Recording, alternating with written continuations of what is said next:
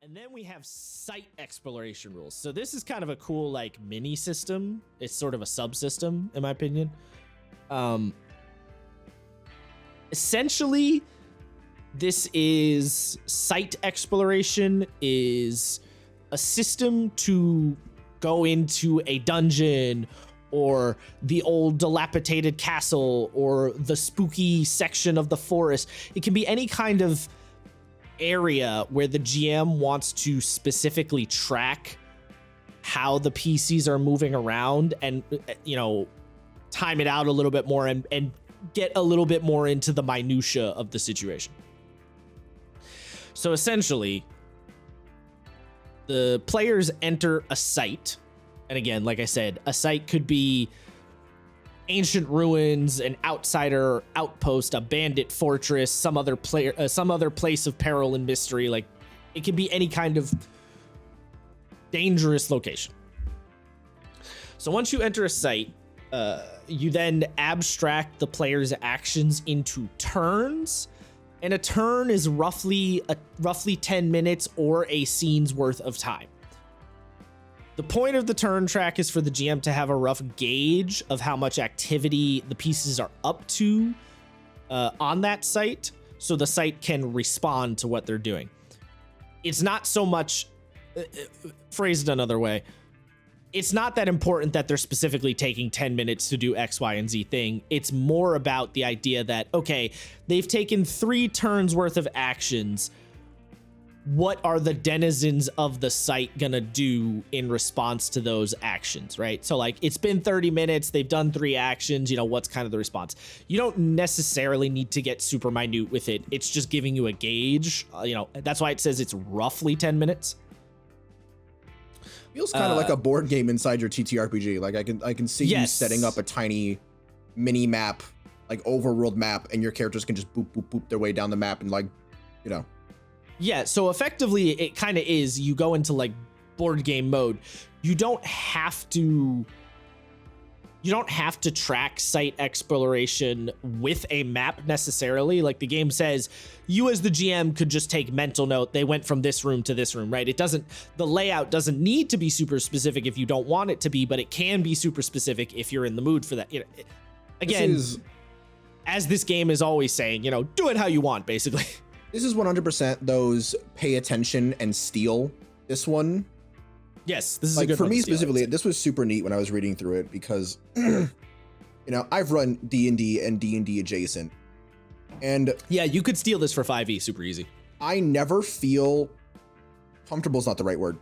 I never feel satisfied running a dungeon because it's like, how much stuff do I put in the dungeon? You know, how much agency do the players actually have when they're in a dungeon? If the point is to be in the dungeon, they can't just leave the dungeon, right? Like, you have to make it interesting. You got to put stuff in it. Like, it can be such a pain in the ass to plan dungeons out, and frankly, I hate doing it. So like this, I would probably use a lot more.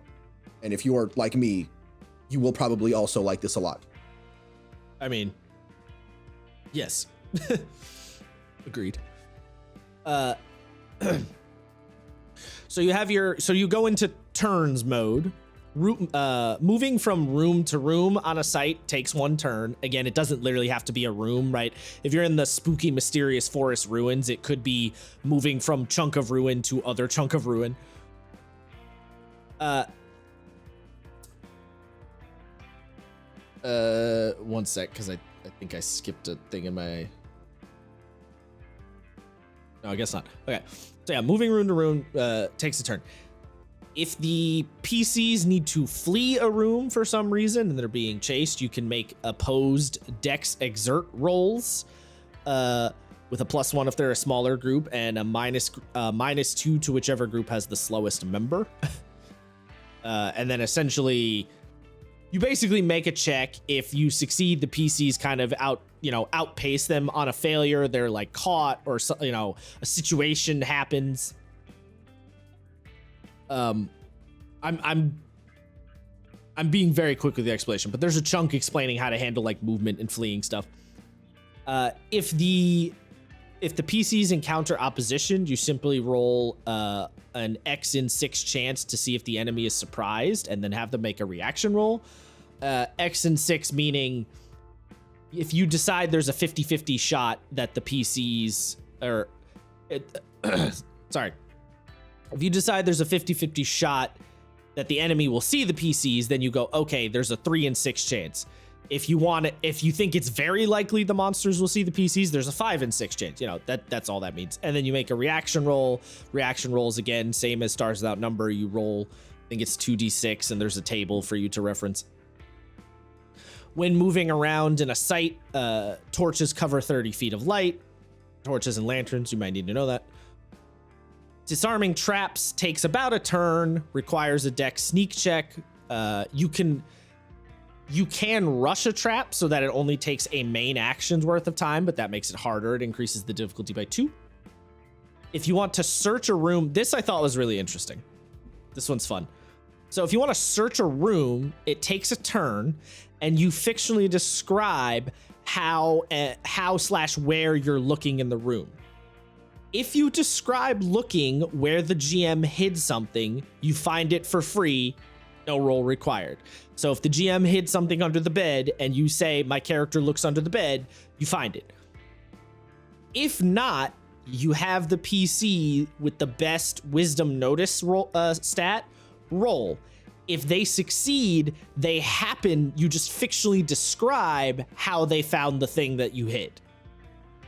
So it's kind of a middle ground between old school D&D and the newer school D&D, where old school D&D, you had to very specifically verbally describe every little nook and cranny you were checking, whereas more modern day, you'll just make an investigation or perception check, and that kind of covers the entire room.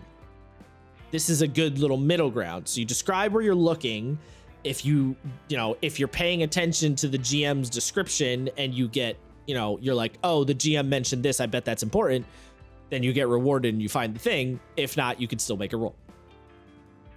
I thought that was just a nice middle ground, because that can be a frustrating tension between GMs and players sometimes, the whole searching the room mini game, you know what I'm saying? Yep, it's an active pain in my fucking ass. Yeah. Yes. So maybe you could try using this particular little system, because this would apply to basically any game. Yeah, I mean, honestly I'd want to try it sooner, but Lancer doesn't really do dungeon delving, so kind of can't use it here. True. I mean, you could still, there could be a situation like just searching an area in general, you know what I mean? Just the searching bit I'm talking about. My players are gotta go into like an abandoned fucking Nostromo from Aliens kind of shit. Maybe I can use this, but that's something, yeah, that's a place you could use this. I'd have to figure this system out in 24 hours. Fuck. No, I'm not talking about the whole site exploration. I mean just the searching the room and making a roll compromise thing. I'm just talking about that bit, not necessarily the entire site exploration thing. Although I suppose you could try to use the whole thing, maybe. I don't think I have enough time. In terms of wandering encounters within a site, you roll a d6 every so many number of rounds, with the number of rounds being based on the type of site being explored. If you roll a 1 on the die, the encounter happens. So what I mean by type of site is, so an alerted site with organized defenders, you would roll every round.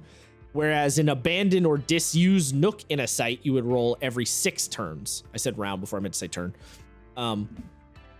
If it's a hidden area or a concealed chamber, you don't roll on the random encounters. So it's like, what is the degree of alertness? What is the kind of site they're exploring? That is how often you need to consider when to roll the random encounter, which is a nice little compromise. If you don't want to utilize any of this crap, though, the game says if you don't want to utilize this more precise tracking, then you can simply drop the turns and track things more fictionally, and just consider every room they go through as a scene worth of stuff. And the only reason you need to know if it's a scene or not is because certain abilities and stuff key off of when a scene ends. So that's the only reason you need to be paying attention to that. Chono? Cheese. Want some cheese?